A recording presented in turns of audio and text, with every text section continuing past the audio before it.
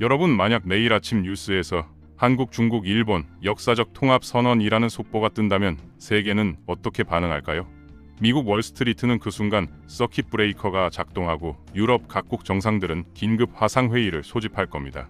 이건 단순한 가정이 아니라 실제로 서구 싱크탱크들이 절대 일어나선 안 되는 최악의 시나리오로 분류하는 상황이거든요. 세계 제조업의 절반 가까이를 쥐고 있는 세 나라가 손을 잡는다는 건 지구촌 경제 판도 자체가 하루아침에 뒤집힌다는 의미니까요. 그런데 흥미로운 건 이 세 나라가 지리적으론 이웃이면서도 실제로는 서로를 가장 경계하는 관계라는 사실입니다. 오늘은 왜 서양 전문가들이 동아시아 통합을 두려워하면서도 정작 우리는 왜 절대 하나가 될 수 없는지 그 냉혹한 진실을 파헤쳐 보겠습니다.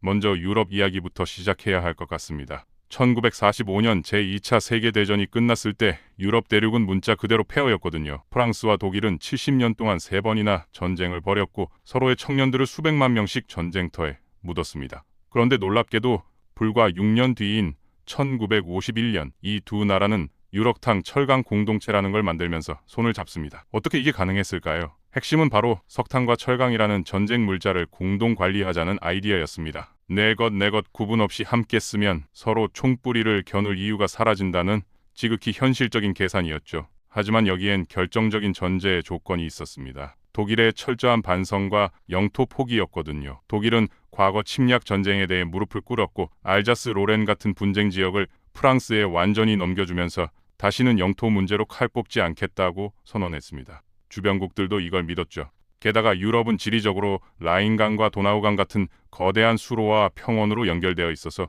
물류와 교역이 자연스럽게 통합될 수 있는 구조였습니다. 독일 트럭이 프랑스를 거쳐 스페인까지 고속도로 하나로 쭉 달릴 수 있는 환경이었다는 거죠. 반면 동아시아를 한번 봅시다. 일본은 완전한 섬나라고 한국은 반도지만 북한이라는 거대한 콘크리트 장벽 때문에 사실상 섬이나 다름없습니다. 중국은 광활한 대륙 국가죠. 이 세 나라를 연결하는 유일한 통로는 바다뿐인데 아이러니하게도 이 바다가 소통의 공간이 아니라 갈등의 전선이 되어버렸습니다. 유럽의 강이 사람과 물자를 실어 나르는 동맥이었다면 동중국해와 동해는 서로의 영역을 지키기 위한 거대한 해자가 된 겁니다. 지리 자체가 통합을 거부하는 구조인 거죠. 그리고 여기에 역사 문제가 기름을 붓습니다. 유럽은 과거를 박물관에 묻고 미래의 이익을 택했지만 동아시아에서 과거는 여전히 현재 진행형이거든요. 독도를 둘러싼 한일 갈등, 센카쿨 열도를 놓고 벌이는 중일 충돌, 남중국해에서 펼쳐지는 중국의 팽창주의까지 이 모든 게 단순한 바위섬 분쟁이 아닙니다. 그 밑엔 천연가스와 석유 같은 자원이 묻혀있고 무엇보다 민족의 자존심이 걸려있죠. 중국 정부가 센카쿠 문제에서 한 발짝 물러서는 순간 국내 민족주의 세력으로부터 매국 노라는 낙인이 찍힙니다. 일본도 마찬가지고요. 한국 정부가 독도 문제에서 애매한 태도를 보이면 여론이 들끓는 건 여러분도 아시잖아요. 더 큰 문제는 역사 교과서입니다. 일본이 교과서에서 식민지 침략을 미화하거나 축소할 때 한국과 중국은 그걸 단순한 역사 해석 차이로 받아들이지 않습니다. 저들이 과거를 부정한다는 건 미래에 다시 침략할 준비를 한다는 신호로 읽히거든요. 중국이 동북 공정으로 고구려 역사를 자기네 것으로 편입하려 할 때도 마찬가지죠. 한국 입장에선 지금 땅도 모자라서 역사까지 빼앗으려 드나는 공포가 생기는 겁니다. 독일이 엘자스 로렌을 프랑스에 넘기며 영토 문제에 마침표를 찍었던 것처럼 동아시아 국가들이 과거사와 영토 문제를 정리할 수 있을까요? 현재로선 거의 불가능해 보입니다. 그렇다면 우리는 왜 이 불가능한 시나리오를 계속 분석해야 할까요? 답은 간단합니다. 만약 이 세 나라가 정말로 손을 잡는다면 그 파괴력이 상상을 초월하기 때문이죠. 데이터를 한번 볼까요?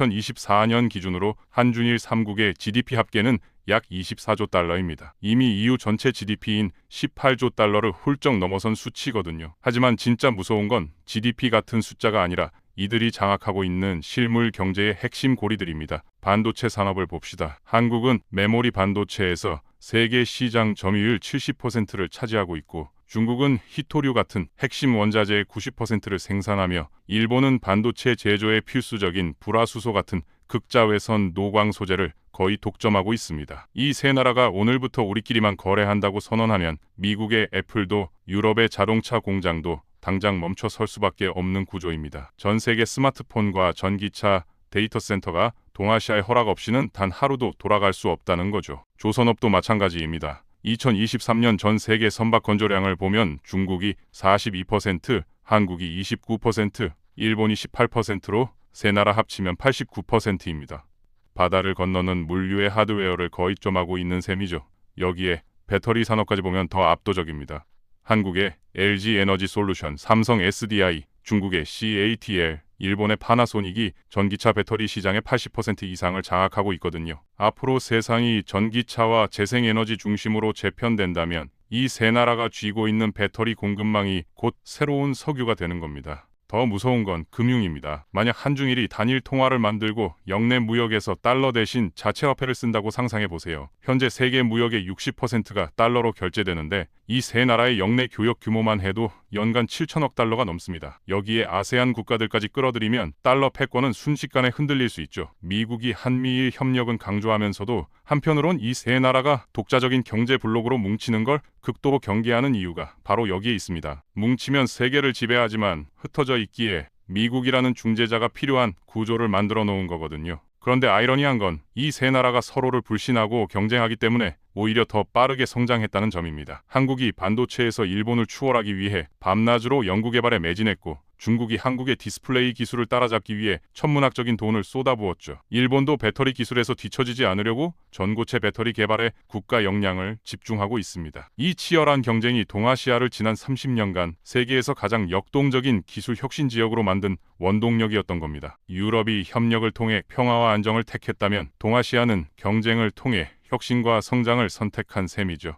어쩌면 우리가 하나로 뭉치지 못하는 게 반드시 비극만은 아닐 수 있습니다. 서로를 믿지 못하기에 끊임없이 무장하고 뒤처질까 두려워 더 빠르게 달리며 상대방의 기술을 따라잡기 위해 밤샘 연구를 이어가는 이 긴장감 자체가 동아시아 기적의 비밀이었으니까요. 결국 동아시아는 통합이 아니라 긴장을 통해 세계 경제를 이끌어가는 독특한 지역입니다. 지도를 보면 붙어 있지만 마음은 태평양보다 먼 세 나라. 손을 잡으면 세계 최강이 되지만 절대 악수하지 않을 세계의 주먹. 이 모순이야말로 21세기 동아시아를 정의하는 핵심 키워드일지 모릅니다. 서양 전문가들은 우리를 보며 왜 저렇게 가까이 있으면서 손을 안 잡나고 고개를 갸우뚱하지만 정작 우리는 알고 있습니다. 지도 위의 거리와 마음속 거리는 전혀 다른 차원의 문제라는 걸요. 그래서 동아시아 연합은 앞으로도 계속 가능성 제로의 최강 시나리오로 남을 겁니다. 서구 싱크탱크의 보고서 속에서만 존재하는 공포의 가상 시뮬레이션, 현실에선 절대 일어나지 않을 악몽 말이죠. 하지만 바로 이 불가능성 덕분에 우리는 각자의 영역에서 더 강해지고 더 날카로워지며 더 혁신적이 되어 왔습니다. 어쩌면 이게 동아시아식 생존 전략인지도 모르겠습니다. 함께 가는 대신 따로 또 같이 달리는 방식으로 말이죠.